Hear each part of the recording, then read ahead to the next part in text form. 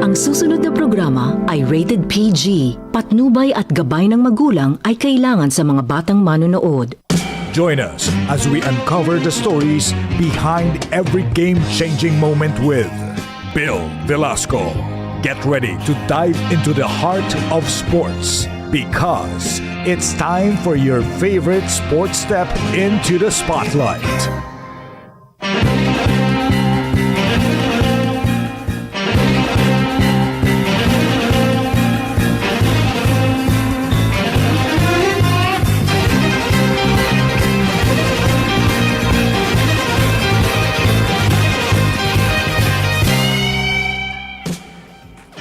Isang napakagandang umaga po sa inyong lahat mga teammates. Ito po ang Hardball with Bill Velasco. Ang oras po natin 11:03.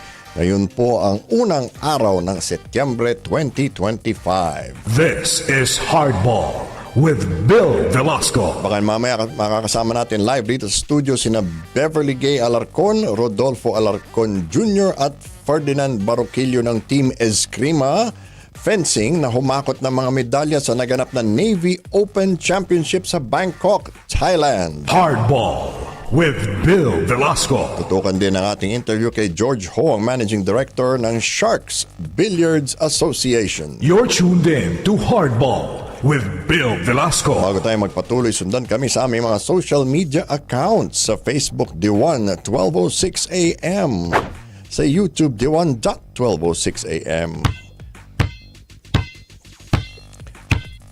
sa TikTok at DWAN 1206 AM, Knockout. at sa Instagram at DWAN 1206 AM. You're tuned in to Hardball with Bill Velasco. Sa ulo ng ating mga balitang sports ngayong Lunes, matagumpay na nakompleto ng PLDT high-speed hitters ang kanilang back-to-back PVL Championship run matapos nilang manaig laban sa Kobe Shinwa University ng Japan sa pagtatapos ng Invitational Conference kagabi sa Smart Araneta Coliseum.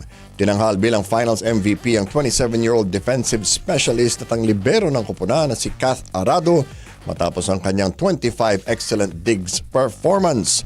Samantala, binuhat naman ng Filipino-Canadian outside hitter na si Savannah Davison ang opensa ng PLDT matapos niya magtala ng 20 puntos. Bago ang naturang finals, pinarangalan din si Savannah bilang conference MVP ng liga matapos niya makakuha ng tournament best 94 votes.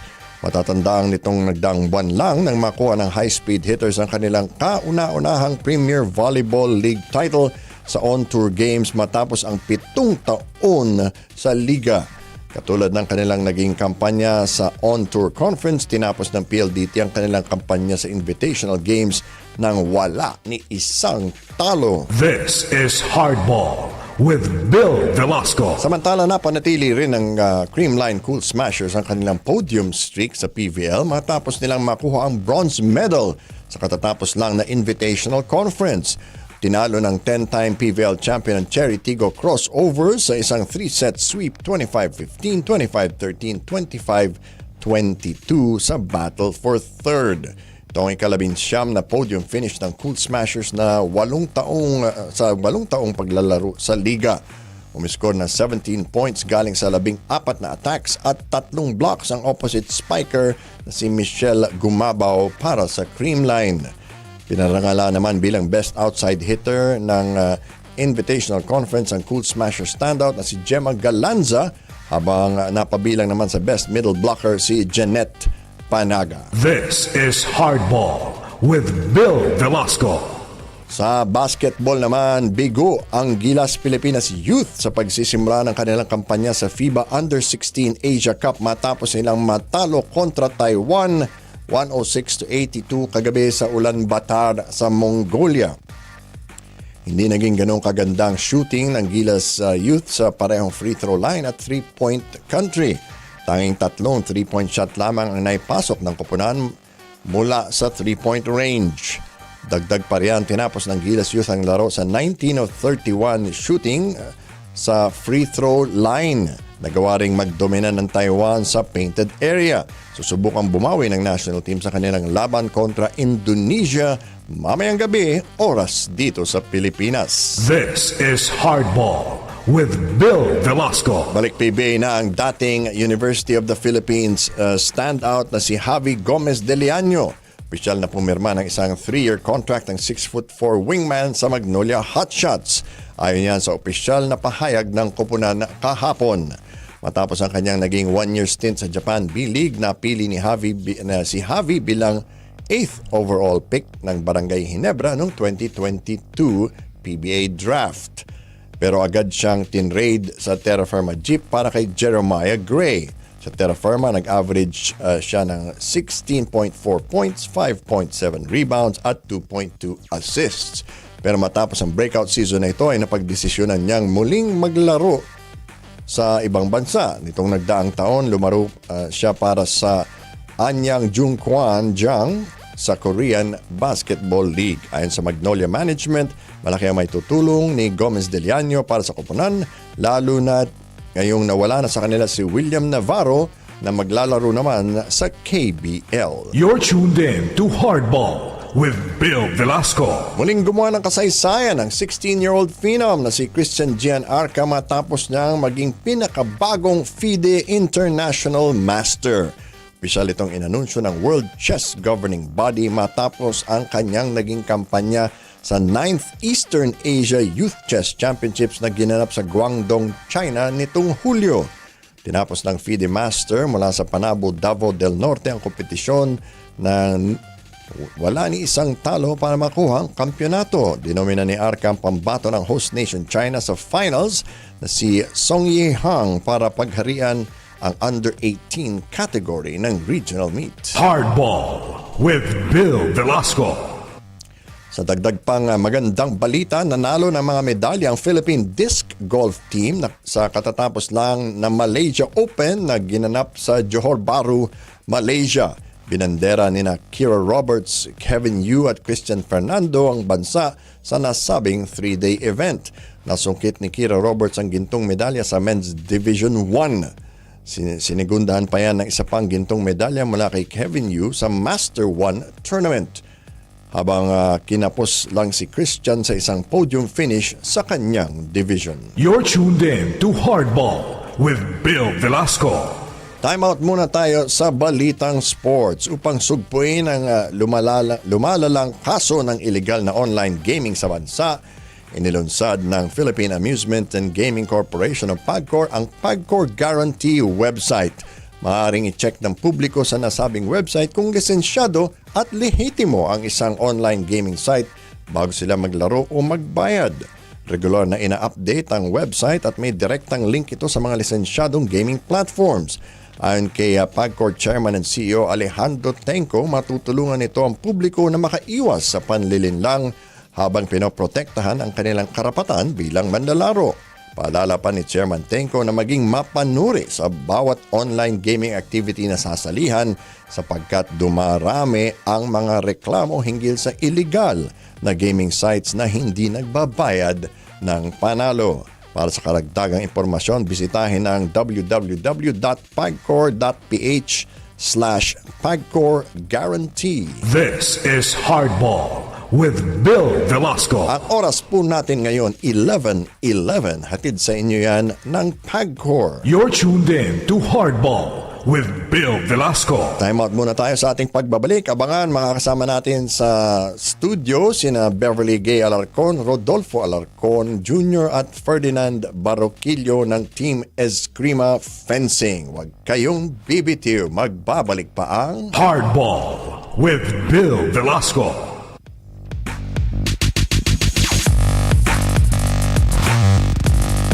Okay lang.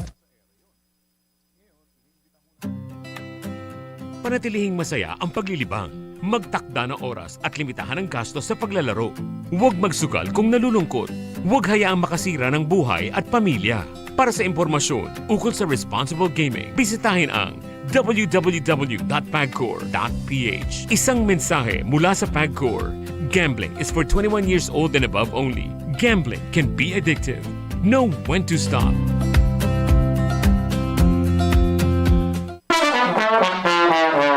Mga showbiz chika at intriga. Ano Ano nga ba ang latest sa mga paborito mong artista? Huwag mag-alala dahil sina Miss F at Joey Austria na ang bahala. Dadalhin nila sa inyo ang latest trending topics at freshest news in the showbiz world. Dito sa EPAL o EPAL, eto pala ang latest. Tuwing Lunes hanggang Biyernes, mula alas 12:30 hanggang alas 2 ng tanghali. Dito sa DWAN 12:06 AM, ang radyo ng bagong Pilipinas. Kainan na! Kwentuhan pa! Tara na tuklasin ang kwento ng mga negosyanteng Pinoy, traditional dishes, at extra twist sa pagkaing Pinoy.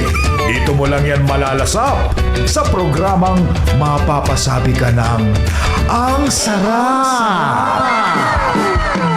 Samahan ang pambansang pantanggal umay, Kaka-Mark Logan.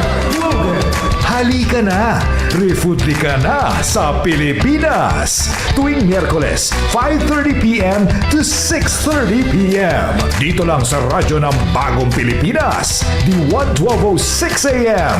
The future of AM radio.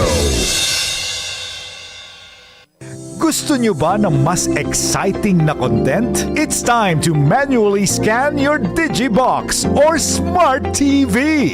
Tune in sa aming dynamic trio lineup, all in one channel band. Abangan ang Congress TV sa Channel 13.2 for the latest updates and happenings straight from the legislative halls. Enjoy your favorite shows na hindi lang siksik sa information, kundi punong-puno rin sa entertainment sa IBC 13 at Channel 13.1. At para sa pinakabagong balita, talk shows at music, stay tuned to the 12:06 a.m. sa Channel 13.3, broadcasting your favorite radio shows on your TV. All this and more in just one channel band. Don't miss out. Manually scan your Digibox or Smart TV now to enjoy Congress TV at 13.2, IBC 13 at 13.1, at the 12:06 a.m. at 13.3. Experience more. Enjoy more. Only on your TV. Bangon, Bagong Pilipinas! Samahan nyo kami sa inyong agahan. Dala sa inyo ang maiinit na balitang dapat nyong malaman. Salubungin ang umaga ng puno ng kaalaman at pakialam. Lunes hanggang Biyernes tuwing alas 6 ng umaga. Dito lang sa radyo ng Bagong Pilipinas, the 12:06 a.m. The future of AM radio. You're tuned in to Hardball with Bill Velasco. At ngayon naman, kinagagalak natin makasama dito sa studio sina Beverly Gay Alarcon, Rodolfo Alarcon Jr. at Ferdinand Barroquillo Jr. ng Team Eskrima Fencing at sila ay naghakot ng medalya sa Navy Open na sa Bangkok, Thailand noong unang linggo ng Agosto. Welcome to Hardball. Good morning po. Alright. Ang kamangha-mangha dito ay, well, first of all, you're a club team, no? And secondly, you're fighting in the veterans or yung mga tinatawag nating medyo hindi na bata na competition. Pero young at heart. Young at heart. Relate na relate ako dyan. Ako pinakamatanda pa rin sa atin eh. Yeah. So, but what really stood out for me, no, Beverly, is you competed with all three weapons, so foil, epee, and saber. Paano yung adjustment pag ganun? Kasi syempre iba-ibang technique din yan eh. Pero may universal naman po na parang technique sa bawat isa. Also po kasi, naiintindihan ko po yung bawat category, bawat weapon. So, nag-start po kasi ako sa epee nung college po ako. And then, dati po ako national team. Yeah. noong 1992. And then, syempre po, tinapos ko po yung college and then, syempre po, nagtrabaho, nag-asawa. Bumalik na po ako 2008. Then 2008 po, inaral ko naman is yung saber. And then... Di ba mas mahirap yun? Kasi mabigat siya. Ang mahirap, hindi naman, mabigat po yung epee.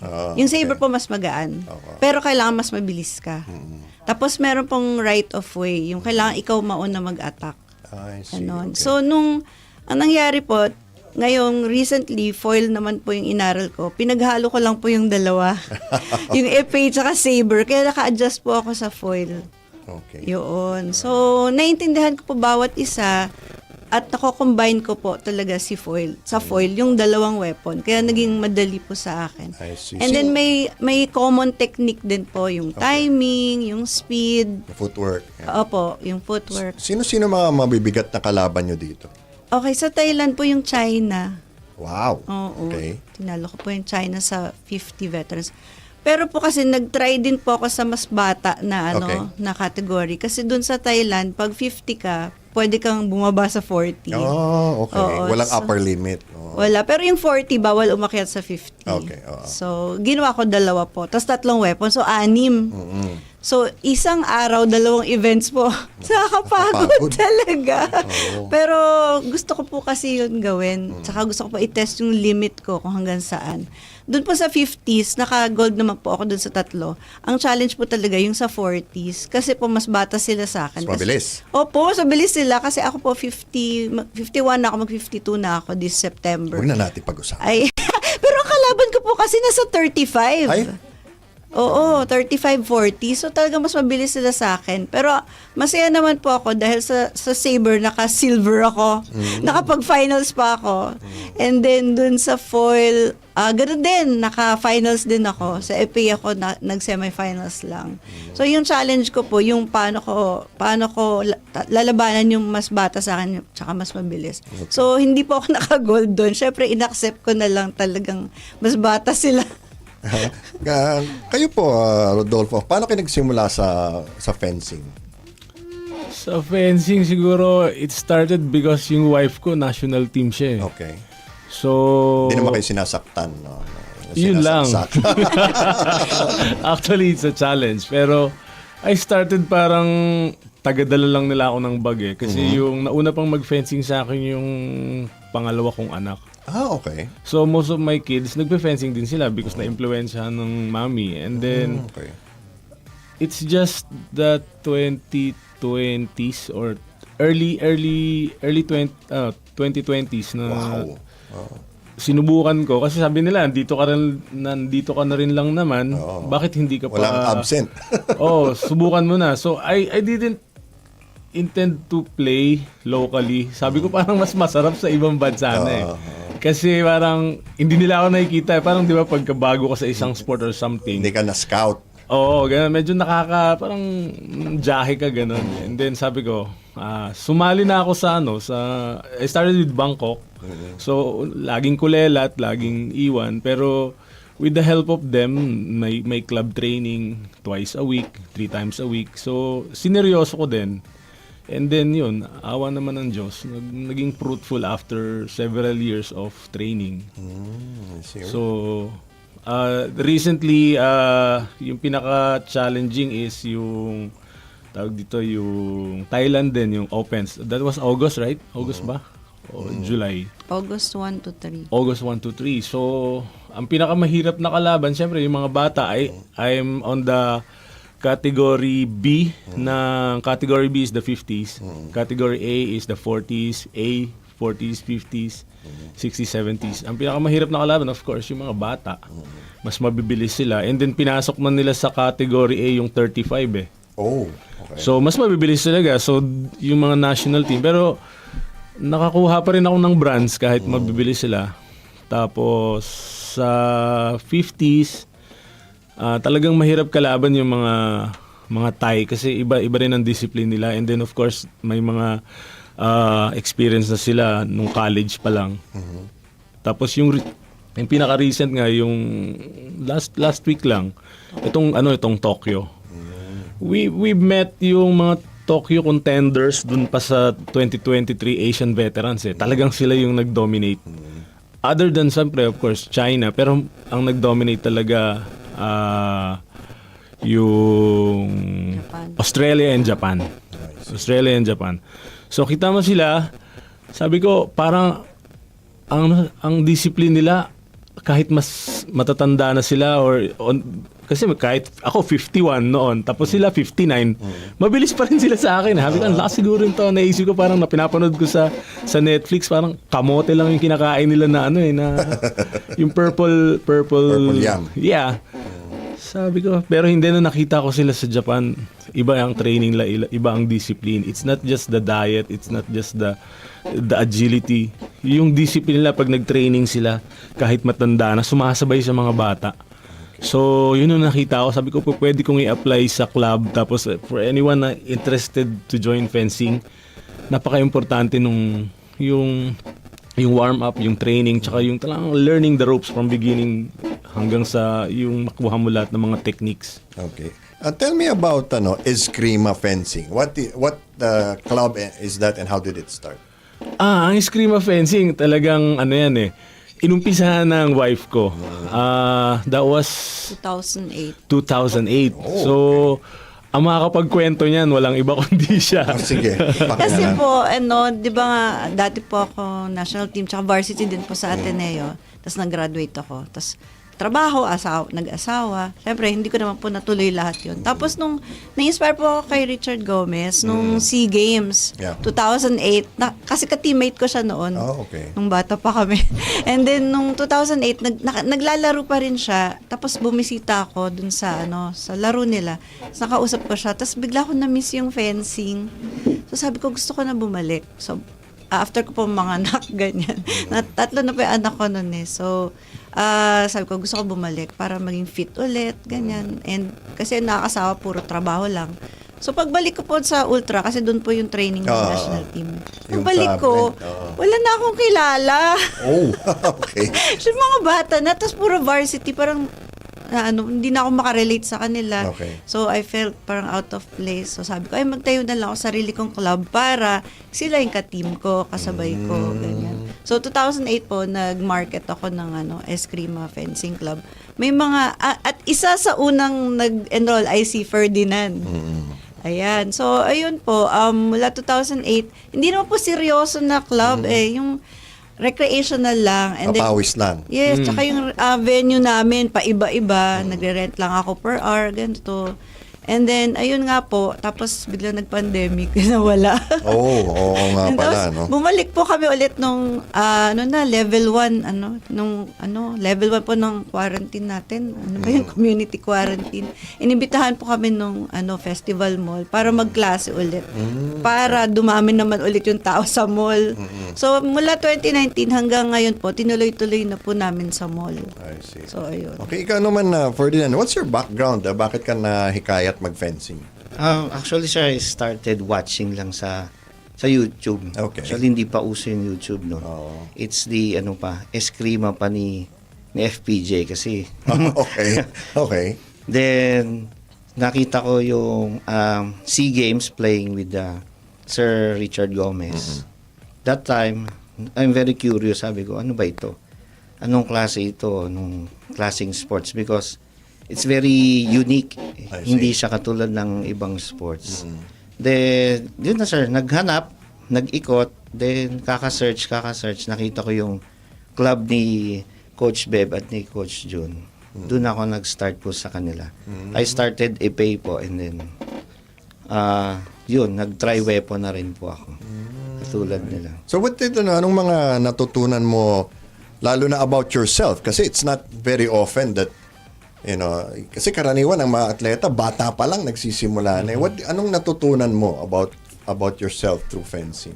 Through fencing, sir, it's the discipline po eh. Before, medyo clumsy and lousy ngayon. The discipline with the fencing po, kakaiba talaga siya. Okay. They say it's the gentleman's sport. So, slightly, naging gentleman naman. May tawad pa slightly lang Slight. So, I enjoyed playing fencing. It's very unique and kakaiba siya sa lahat ng sports. Nandun yung discipline, nandun yung respeto, and yung camaraderie within the other players. I see. Okay. Bev, what is the plan for the next few months and then the next couple of years para sa inyo? May sasalihan pa ba kayo ibang international tournament? Yes, sir. After po ng Tokyo, kasi sa Tokyo po, naka-encounter kami ng mga Olympic coaches and Olympic medalists. Oo. So, parang na-inspire po kami na to reach higher. And actually po, bago po mag-competition, nagpa-private lesson po ako sa isang Olympic coach ng Japan sa foil. And then, tinanong ko siya if I can train more. Sabi niya, yes. So, ang bala ko po is yun, to train sa kanila. Yun. So, para lalo pang tumaas kasi po, ang dream ko po is to be a gold medalist in the World Veterans. Para siyang Olympics, pero veterans. So, yun po yung ultimate dream ko. And then sabi niya, tutulungan daw niya ako. Oh, okay. We can also talk to Attorney Al Agra kasi yung Philippine Masters Games Ay, dumadami na yung sport nila. Yeah, So, yeah. if he includes fencing, maganda yun. Actually, meron nga po sa Taiwan nangyari. Hindi lang kami nakahabol sa registration. Pero may naka-register po na isang Pinoy. I see. Ikaw naman, Jun, what are the challenges, pag you have to compete abroad, you're independent, anong pinakamahirap na part? Pinakamahirap na part, number one, is of course finances. Okay. Pero if you can provide finances, kasi wala naman tong wala naman tong support from the government, from Yeah. PSC, from Olympic committees, whatever. So kung wala kang sponsor, of course, and then to find a sponsor, mabigat.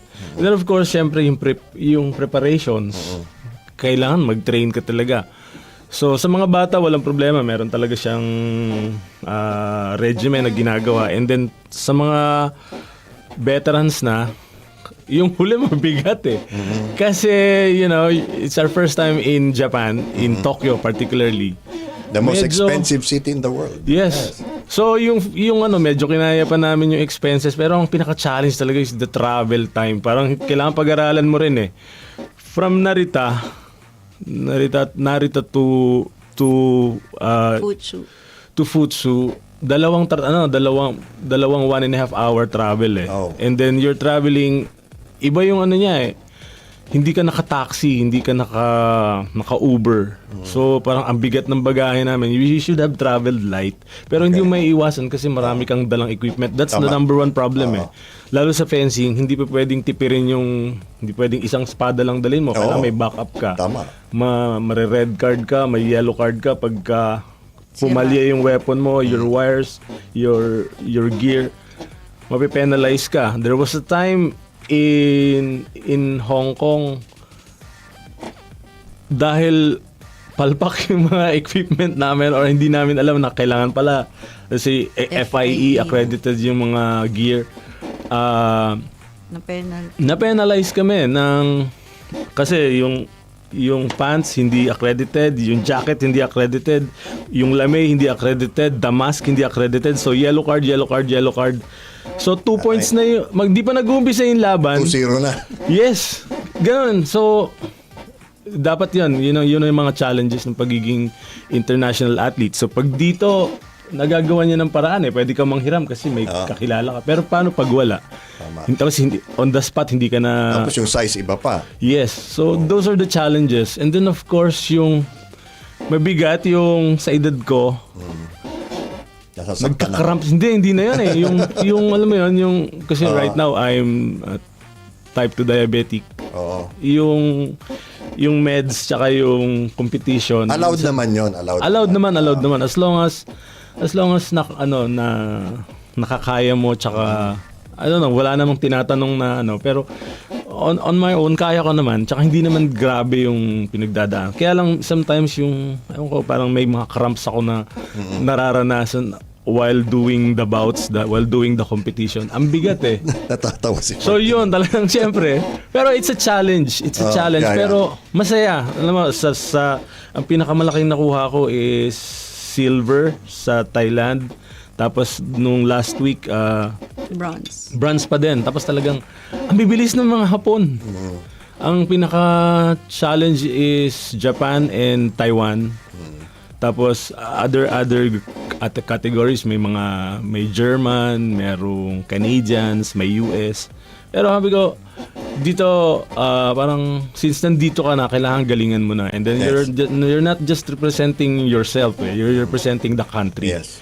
Kasi nasa likod mo talagang, halimbawa, Alarcon, PHI. So when they look at you, they don't look at you, hindi ka tinitignan sa mask eh.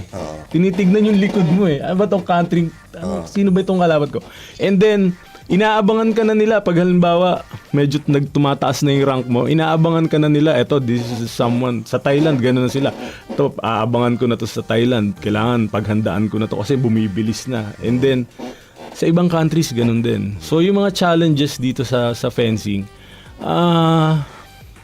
masaya naman, masaya. May challenges. Yung Tapos, pagod lang talaga. yung pagod, tapos parang, yung katulad nito, may acknowledgement. Sino pinakamalaking bagay na-acknowledge ka ng kapwa mo Pilipino, nagko-congratulate sila.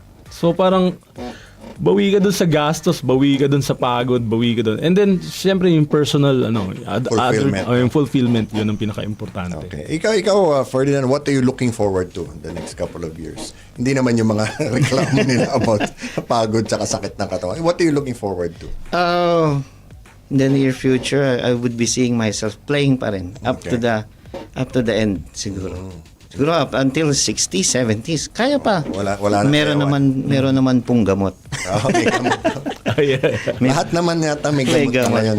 Yeah. Corruption na lang yung walang gamot. So, thank you so much for coming to the studio. Parang halos lumangoy na kayo papunta rito. Thank you, Bev, June, and Ferdinand of Eskrima Fencing, and we wish you luck. You have a friend here in Hardball. Maraming salamat. Yes. po. Thank you so much. Alright. Thank you, Sir Bill. Magpapatuloy po ang ating programang Hardball with Bill Velasco. Thank you, sir.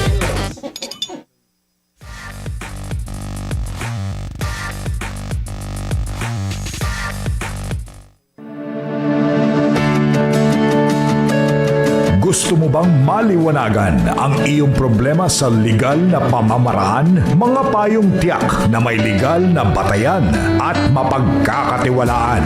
Lahat yan ay bibigyan linaw ni na Attorney Melissa Arnesto tuwing Huwebes, 5:30 p.m. to 6:30 p.m. Dito sa The Legal Weapon sa radyo ng Bagong Pilipinas, DWAN 1206 AM, the future of AM Radio.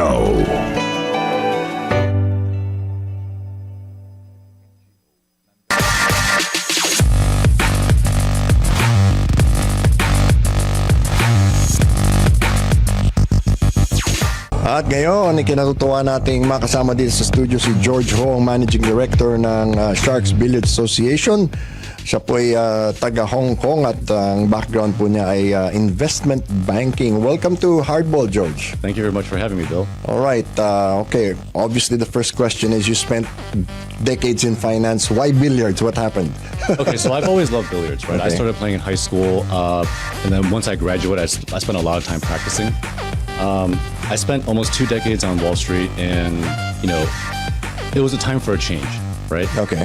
And so billiards is a passion of mine, and I was very fortunate enough to have met our founder, Hadley Mariano, and we just kind of clicked, right? And so I made the decision to leave the industry a little over a year ago to join SBA. All right. So, what exactly are the plans for SBA? I know Hadley has a lot of great ideas, sharking, having drafts and all of that. What are the long-term plans for SBA? Okay, so let's look at it in terms of medium term and long term. Yes, okay. So in the medium term right now, we're still very young, right? This is only our second season. We've added a new team this year, and inside scoop for you, we're in negotiations for another team. All right. Not public yet. We're maybe 80% of the way there, but we're just waiting for some final details to be settled.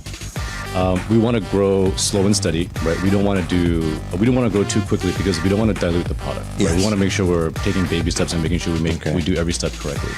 But the long-term plan is that we hope that we can become like the NBA of billiards. Nice. Right? So, as a foreigner, I grew up in Chicago, but when I played I was pool- born there. Oh, were you? Yeah. Okay, we can talk about that, later. when I started playing pool, the first Filipino I heard about was Efren Reyes. Of course. Right? And this was, I heard about him in the late 90s, right? And so everything I did, I copied him, including like the way he does his little thing with his arm. Like I used to do that, right? And I'm sure a lot of Filipinos did that too when they started playing billiards. So everyone knows that the Philippines has the deepest pool of talent. And all the well-known international players at some time in their career have come to the Philippines to either find a coach or play like money games with players that are not known outside the Philippines, right? So this is the place to be if you want to be in billiards. And so just like the NBA is the place to be if you want to excel in basketball, we want to make the SBA that for billiards. And the Philippines is the logical place for that to happen. All right. Now you're telling me about not diluting the product. What about grassroots development, training teams? I know Hadley's been traveling the country, trying to look for more talent. But what is the infrastructure that you're going to put in place to guarantee that? Okay, so this is something we've talked about, but again, because we're so young, we don't have the resources yet to do that, right? But obviously, if you look at other sports, so in the U.S. for basketball, you have AAU, you have the whole junior high school, college, but the high school professional there's players. The AAU, and that goes, I think it's like 8 and under, 10 and under. Yeah. And then if you look at European football, they have like the 12 and under. The system is very, very mature, right? I don't know why that hasn't existed in billiards. It could be because it's mostly an individual sport, right? And again, that's one thing that the SBA is trying to change, is that we want to make it from an individual sport into a team sport, right? So ideally, let's say after 5 years, right, when we're more established and we have more teams in all the island groups, then we can start attacking that part, the developing the grassroots in the junior programs, because a lot of these players, they've been playing since they were 8, 9, 10, right? But without structure, right? But if you look at other countries, let's take China, for instance, the way they institutionalize their training, some people might say it's a little too strict, but there's a middle ground, right? They will find and develop talent when they see it, right? And then they develop those stars to become national heroes. And they have all the sports schools in every major city. And the government just throws money at it, right? They've been doing a lot for snooker. They've been doing a lot for Chinese 8-ball. And you've seen pool players or billiards players actually travel to China to play in Chinese 8-ball tournaments. It's not even their sport, right? But the prize money is so huge, like they can't not go, right? And so, I mean, this is kind of a long answer, but like, money is also, I mean, I hate to say it, but sports, it's a business, right? And so until the money is there, obviously we want to spearhead that effort, but we can't do it until the money's there. Okay, what about, you mentioned all the other types of pool, you have the rotation, you have 8-ball, 9-ball, 10-ball snooker. Why has Sharks narrowed it down to 9-ball? Yes. The simple reason is 9-ball is easy to digest for TV. Okay. Right. So every rack in 8-ball, you can have safety battles that last a long time because there's so many balls. Your stripes and solids, you can actually hide the cue ball behind your balls much more easily. Right. 10-ball is a little too. I don't want to say esoteric. Derivative. Because 9-balls has an element of luck. Yes. Right? In 10-ball, you need to call your shot. Right? So that luck part, I think, has to exist because every sport, there's some luck involved. It's dramatic. If you look at, what was it? I think Kawhi Leonard in the conference finals, he shot that 3 in the corner, bounced off the rim, fell in last second 3. That's luck. Right? Obviously, he's a great player, but there's some luck involved, right? And so that's why. I mean, it's also probably the most mainstream of the billiards disciplines. All right. Speaking of resources, where are SBA's resources coming from? Not just Hadley Mariano's pockets, I hope. So, I mean, it's a business, right? So when our teams, they do pay a nominal franchise fee, right? But obviously, the long-term business model is that we want advertising and sponsorship deals, right? And hopefully, TV deals, right? Just like any other sport. I think we made a very, very good first step last season. I was very, very satisfied with what happened last season. Our finals was tremendous. You could not have scripted it any better, right? It was amazing. And I hope that in season 2 we can carry that momentum going forward. Okay, but now there's also another matter about billiards. You know, it's a professional sport. Yeah. In the Philippines, the reputation is somewhat, smoky. It's not just the Philippines. Oh yeah. So how do you overcome that, which has been the impression for decades? I totally understand. So I'll let you in on a secret because I know my mom doesn't watch this. Okay. I haven't even told my mom I've changed jobs. Right? So when I was younger, wanting to play in pool halls, she would forbid me from going. Right? She would say, "Oh, it's all the things that parents would tell a kid why you don't go to a pool hall." Right? But I just couldn't help myself. What we're trying to do is we're trying to, I guess, for lack of a better word, institutionalize the sport. Right? We have reputable team owners. They pay our players a salary. Right? We're giving athletes a legitimate career path. True. Right? If there was no league, they would just be playing money games until they retire. True. Right? Only a very few players from the Philippines actually travel abroad. A lot of them stay in country. Right? So we want to make this ecosystem where if I'm 12 years old, 15 years old, and I look at Carlo Beato, I'm like, oh man, I can be him. Right? Or Efren, no one can be Efren. There's only one Efren. Yeah, right? that's true. But when they see that, or they see our players, right? Let's say, actually, one of our players just won a tournament last week, right? Alexis Ferrer. Yes. Right. So when a kid sees Alexis Ferrer, he's only 25, right? He's like, oh, I can do that too, and I can make money, and I can even use the SBA as a springboard to do other things. And we're hoping that this can help change that reputation. Yeah. And I know it's unfortunate, right? Yes. But no one's done it yet, and we're trying to be the first ones to do it. Well, what about on the women's side of the sport? Are there plans there, or there's no restrictions? So that's actually a really good question. We haven't had plans to do a women's league, right? But if you've looked at other leagues over the past, let's say, decade, and actually F1 most recently, there are certain leagues who've done a really good job of attracting the female audience, right? So if you look at F1, you look at IPL, which is the Indian Premier League, they do cricket, right? They've done a tremendous job of getting a female audience. I think the first step is actually to get that first, right? Once you have a female audience, then it will drive interest from females into the sport. You might not believe this. The IPL, the male-female viewership ratio is almost 50-50. Wow. They even have female products sponsors, like patches on the players' jerseys. Like NASCAR. Yeah. And so if we can do that, I think that would be considered a great success because you're basically opening up another half of the market that hasn't been opened before. That's true. Yeah. And like even in how hot basketball is in the Philippines. It's only the last, I'd say 5 to 10 years when women's basketball has started to take off, and this is the first year that we have a women's professional basketball league. So it's not far-fetched to think that that would be the case. No, not at all, because I think one of the top 3 female players is Filipino. Yeah. Right? Yeah. Cheska, I forgot her last name. But Centeno. Yeah. And then Rubilin Amit's been like a world champion twice. And I mean, Den is also quite popular, or quite well known. So again, I mean, like it all comes down. I mean, it's the Philippines, right? Like it's just everyone knows this is the epicenter of pool talent.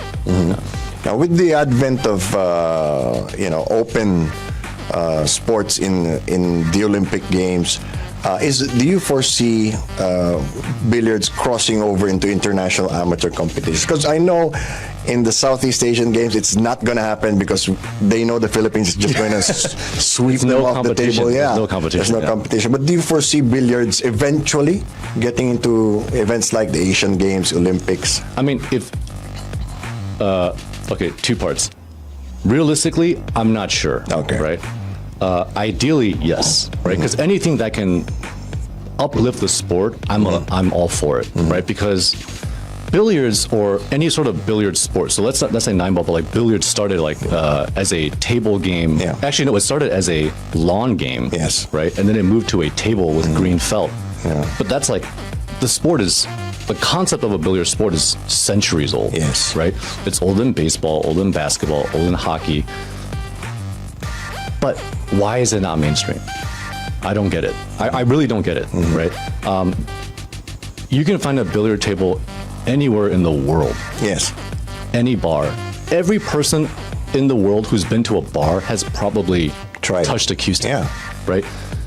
And you don't need to spend money. I even had the hexagonal ones from back in the 80s. Yeah, they have all kinds of crazy ones. Yeah, exactly. Like, if I want to play basketball, I need to buy shoes at least, right? But if I want to play billiards, I just go to the pool hall. Everything that I need is there. And your flip-flops and everything. And your flip-flops, right? Yeah. The cue stick's there, the table's there, the ball's there. I don't need to buy any equipment. And it's so accessible, right? I really don't know why it hasn't been mainstream, but I hope that we can help change that. Okay. Assuming the SBA reaches its goals and is able to expand more in the Philippines, what other territories or countries would you be interested in going to next? Okay, so a lot of my friends have asked me this, right? They're like, oh, are you going to go to other countries? Yeah. And I think the short answer is trying to do it in another country without a reliable local partner would be very difficult. Okay. I think in the spirit of trying to create the NBA of billiards, we can start with other top players in Southeast Asia who would be willing to come here, Yes. right, to play. If you get 1 or 2 Vietnamese players playing in the Philippines, all 100 million people in Vietnam are going to want to watch. It's like the Yao Ming effect. Yes, and they're all going to be cheering for their guy. Yes. Right? It doesn't matter, even if it's Efren Reyes Yeah. playing, they're going to be like, no, we don't want Efren, we want our guy, right? Okay. Between Thailand, Vietnam, Indonesia, it's another 400, almost 500 million people. That's 5 Philippines, right, in terms of population. And if by some miracle we could get India, then that's and China. That's more than half the world already. Realistically, I'm not sure about China because they've done a really good job of developing their own ecosystem, especially with Chinese 8-ball. Yeah. But because we have a lot of Filipinos going to China to compete, I'm sure those guys might be curious too. And teaching there too. Yes. Yes. There's that brain drain where a lot of our players go to the Japan, China, and other countries and get paid for a week or so to teach their players. Their players get better. Yes. If you look at, in the Olympics, when you look at diving, Yeah. all the top countries' coaches are Chinese. Yeah. Right? Because they just find those coaches and pay them, and they go. Yeah. So money will find the talent. Mm-hmm. Yeah. What about the acceleration? How do you accelerate the growth? Do you become part of the school's PE system? Do you go to more far-flung areas? Do you work with local governments? What's the plan there? Okay. Working with LGUs is definitely a priority because they can help us organize tournaments in various areas. Right? It's something. Even if we can't get their support now, we're going to do that anyway, and hopefully they hear about us and they'll want to help. Right? We've done our first scouting tournament this year. I think maybe Hadley mentioned it before. Again, de Oro. Yeah. No, the scouting tournament was here. Oh, the scouting tournament was here. So it was our first scouting tournament. We called it the Philippine Open, but it was really an opportunity for our owners and our coaches to look at players, right? Because it would be held before the draft. So they wanted to see, who should we draft on our team. We actually drafted 3 players from Mindanao, which is great because we're expanding our geographical reach as well. I want to tell you something. One player you should keep an eye out for is a guy named Mars Quizon. I watched him play a few racks, and immediately I was like, this guy's good. He's going to be something. And then I turned to one of the coaches of, I'm not going to say which team. I talked to one of the coaches. I was like, this guy's really good. And he said, I'm already talking to him. Okay. And so this kid actually eventually got drafted, right? Which makes me really happy because the whole point of that tournament was so that we can find these players not just from NCR, but they can showcase their talent, right? And this kid Mars, he's only 21. It was his first time in Manila. Yeah. He made it to the semifinals, and he should have won. Okay. He was very unlucky because on one of the last few racks, he hit the 6 ball too hard. Ball went in the pocket and popped back out. Ouch. And that match went hill. If that ball stayed down, he would have made it to the finals. Okay. Yeah. If a parent were to ask you, why should my kid play billiards and at what age should they start? Okay. I'm not going to try to convince any parent to force their kids to play billiards, right? But I think playing sport, I played sports growing up, right? I played soccer, and every kid in America plays baseball, but I didn't play organized baseball. I played basketball, and I played volleyball. Okay. I would encourage any parent to encourage their kid to actually just play a sport. Any sport. Any sport, right? I would encourage them to tell their kids to play a team sport, which is what we're doing with SBA. Yes. We're turning an individual sport into a team sport because it develops a lot of traits that you want in a person, right? Teamwork, leadership skills, ability to work with someone, conflict resolution, all that kind of stuff. But also listening to your coach, right? So that's what I would do. And then pool, I think, and why billiards though is, I don't know. I mean, I just love pool. Right? Okay. So I don't know if you can tell. Like, I love pool. As long as they're tall enough to reach the table, right? Yeah. I rarely have to use the bridge. The bridge, yeah, because I'll try to lean as far as I can. Okay. For parents who want their kids to get into billiards, for kids who want to get into billiards, what would the child need to learn first? Oh, form. Form is first. Obviously, like So any back sport, shots later. Yeah, of course. I mean, you look at basketball, you look at golf. You know, there's a textbook form, right? But the best players are not going to shoot. Like Steph Curry does not shoot in your textbook form for basketball, right? But he's the best shooter in the world. But having textbook form or starting with that is a good base, right? I never had anyone teach me that. So my form, I make my shots, right? But my form doesn't look professional, right? So you want to start with the basics first. Once you get your form down and you get a solid, straight and steady, consistent stroke, then you start moving on to the next things. Do you foresee billiards becoming part of the school system, like PE? Because there are some combat sports like boxing. It's not part of the PE program here in the Philippines anymore. I think I would love for that to happen.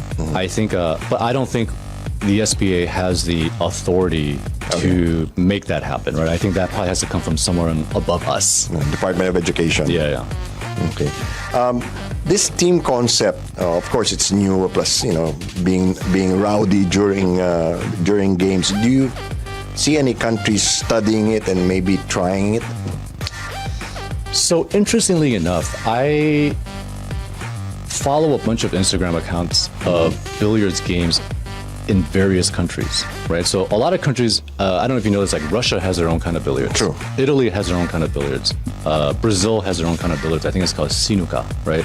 In Latin America, they have this other game. So, and of course there's three cushions. So there's all different kinds of billiards, types of billiards in different countries. When I look at this, the one geographic area where I've seen they have sort of like a rowdy crowd is in Latin America. Okay. Right? Well, they're rowdy about everything. I mean, I don't want to. I don't know about that. I've never been, but it's just like just watching these highlights. I'm not. I'm not saying that they're experimenting. They've probably been doing this for a long time. Like if you watch the YouTube streams of random games in the Philippines, it's not like what you see on TV where it's really quiet. Right? Yeah. It's like 100 people this close to the table, right? And then you see like dogs running around. You hear chickens in the back. It's like it's not going to be what you see on Matchroom, for example, where it's like very professional, right? So, are people going to experiment with it? I don't know. I think the reason we do it is because we want to make the sport more entertaining and familiar to the casual fan, right? Like our fans, some of them are, middle-aged women, right? They don't understand the nuances of the game. They just know if the ball goes in the hole, that's good, right? And if my opponent misses, that's good. So what do? When that happens, you cheer because you're happy, right? Can you imagine a free throw being taken where the crowd is silent? Yeah. No, you wouldn't see that, right? So as a professional billiards player, if you can't handle someone cheering for you or cheering against you, then, maybe you need to strengthen your nerves a little bit, right? Because every professional sport has that crowd. Has heckling and jeering and cheering and booing. Yeah. But no laser pointers. No. Immediately in the next year or so, what do you foresee happening for SBA? The big thing is we want to add more teams, right? So like I said, we added one. How about more locations? Oh, yeah. Oh, you mean Locations as in team locations, or Yeah, well, no, I mean where they will play, other venues. Oh, okay. So as of now, we're not big enough to start playing in different areas, right? Okay. Obviously, eventually, if there's a home and away concept, that'd be great. If not, there could be a conference concept, or we can do by island group, or we can be a north-south conference. But until we get to that point, there's a critical mass you need to reach in terms of number of teams. In my mind, I think that would be 16, and ideally we have maybe 24, right? But don't quote me on those numbers. I'm not. I don't want to overpromise anything, but you need at least a critical mass in order to start doing this. North-south or different divisions. Yeah, but it's definitely something that we've discussed and we hope we can achieve. Have you thought about doing promotion and relegation like they do in football? In football, no, not really. It won't work, huh? Yeah. Because they can't even do it in basketball. We can't do relegation because there's no league under. Yeah. It's okay. So what we do, basically what we do is it's just like, having playoffs is kind of like relegation, right? So we're doing it, the format is similar to every other sport. You play a regular season. A lot of people, when we talk to them, they still refer to it as a tournament because in their minds, billiards is always a tournament, right? Just like tennis or golf, right? But it's a league, it's a season, it's a league. So there's the season, and then if you're not in the top teams, you don't play in the playoffs. So you're relegated that year. Okay. So, how can we support you here at Hardball and other media entities? Because we only hear about it when it's people like Efren playing, Django, and all those guys. How can we in the media support SBA? Shout us out whenever you can, right? If you want to talk to our players, we would do anything we can to bring them onto your platform. I think talking to Mars would actually be very good. I feel like he could be a rising star, right? He's young, good-looking kid, great attitude. He's very, very stoic at the table. He's got nerves of steel. I feel like he's got a lot of potential. We look forward to that. Thanks for your time, George. Thank you so much, Bill. This is Hardball with Bill Velasco. At bago tayo magtapos, muli ko po kayong inaanyayahan na tangkilikin. Like, share, subscribe at follow na rin sa ating mga sports channel, ang Basketball Universe PHL at ang Women Who Win. At marami kayong makikita rong iba-ibang kwento ng inspirasyon at pagsusumikap ng ating mga atletang Pilipino sa YouTube at Facebook. Muli, Basketball Universe PHL at Women Who Win. You're tuned in to Hardball with Bill Velasco. At maraming salamat muli sa inyong pagsusubaybay, Nanay Elena Fernandez, Jasmine Martinez, Roy Dizon Santos, Tricia Avelino, Renz Rebano, Jemar Andre Elizalde, Christian Santos, Ken Buenaventura, Julia Ann Kiban, Rap Arca, at Gab Ferreras na ngayon kahit bumabagyo ay nagtatrabaho pa rin po para mag-cover ng sports. Liza Palma, Creel Orozco, Jimmy Alabanza, Julian Rafael Lapid, at B. Icasiano. You're tuned in to Hardball with Bill Velasco. At yan po ating programa para sa araw na ito. Muli ang Hardball ay masusubaybayan mula Lunes hanggang Biyernes alas 11 ng umaga hanggang alas 12 ng tanghali. Dito lang po yan sa DWAN 1206 AM, The Future of AM Radio. Ako si Bill Velasco. Kita-kita po tayo muli bukas.